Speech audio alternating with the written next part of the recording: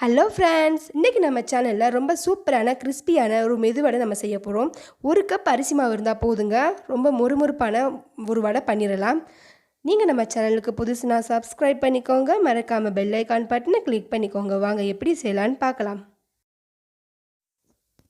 பாருங்கள், இன்றைக்கி நான் ஒரு பாத்திரத்தில் ஒரு 100 கிராம் அளவு தான் பச்சரிசி போடுறேன். இது நம்ம வீட்டில் அரைச்சி வச்ச மாவாக இருந்தாலும் பரவாயில்ல, நீங்கள் கடையில் வாங்கின மாவாக இருந்தாலும் பரவாயில்ல. நான் இன்றைக்கி வீட்டில் அரைச்சி வச்ச மாவு போட்டிருக்கேன். 2 ஸ்பூன் தயிர் போடுறேன். 1/2 ஸ்பூன் அளவு சீரகம்,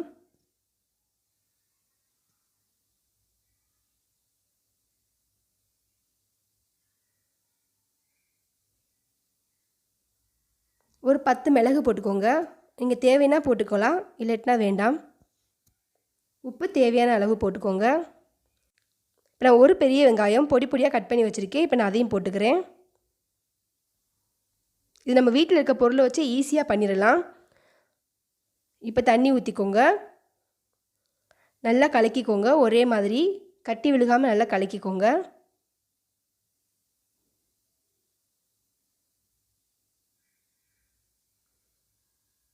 நான் தேவையான அளவு பச்சை மிளகா போடுறேன். பச்சை மிளகா காரத்துக்கு ஏற்ற மாதிரி போட்டுக்கோங்க.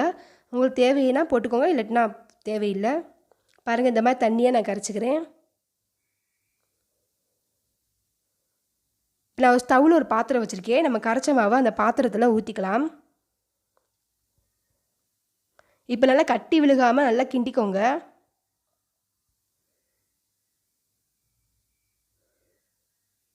கிண்டிக்கிட்டே இருங்க, இல்லைன்னா கட்டி விழுந்துடும்.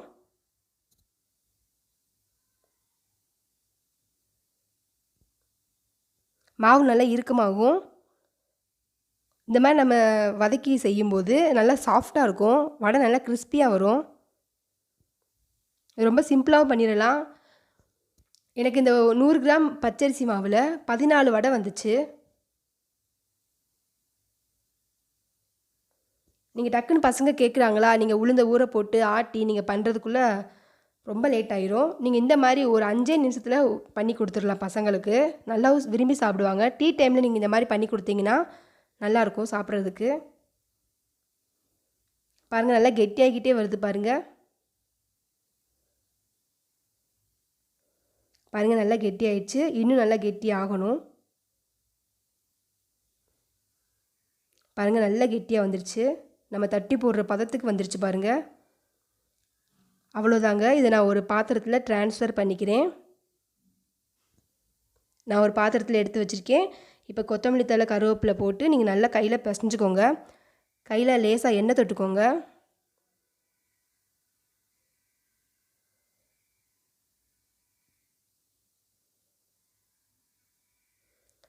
வாங்க, இப்போ நான் எப்படி தட்டுறதுன்னு சொல்லி கொடுத்துட்றேன்.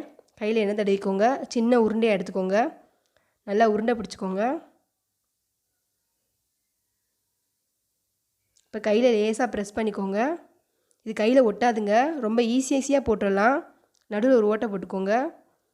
அவ்வளோதாங்க, இந்த வந்துருச்சு. இப்போ நம்ம எண்ணெயில் போட்டு பொரிச்சு எடுத்துடலாம். நான் ஏற்கனவே எண்ணெய் காய வச்சுருக்கேன். நல்லா காஞ்சிருச்சு எண்ணெய். இப்போ நம்ம ஒவ்வொரு உருண்டையாக போட்டு தட்டி தட்டி எடுத்துடலாம். பாருங்கள், இந்த மாதிரி ரவுண்ட் ஷேப்பாக போட்டிருக்கேன். ரொம்ப சூப்பரான மெதுவடை கிறிஸ்பியாக ரெடி ஆயிரும். நீங்கள் நல்லா கோல்டன் கலரில் வர அளவுக்கு பார்த்துக்கோங்க. அப்போ தான் நல்லா மொறுமொறுப்பு கிடைக்கும்.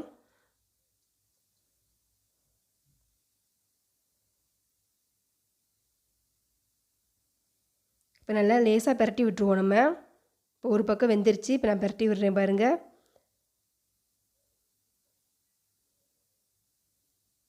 இது எண்ணெய் குடிக்காதுங்க, நல்லாயிருக்கும்.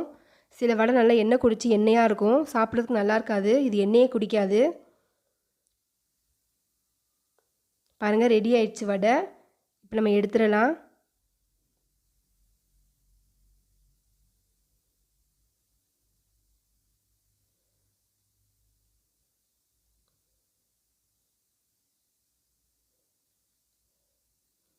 சூப்பரான மெது வடை ரெடி ஆயிடுச்சு. இப்போ நம்ம மிச்சம் இருக்க மாவையும் போட்டுடலாம்.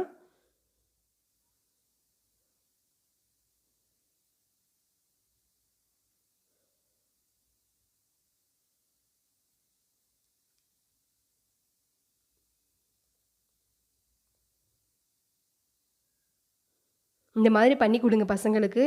தினமும் இதே மாதிரி கேட்பாங்க. நல்லா விரும்பியும் சாப்பிடுவாங்க. இது நீங்கள் வீட்டில் ட்ரை பண்ணி பாருங்கள், உங்களுக்கு ரொம்ப பிடிக்கும்.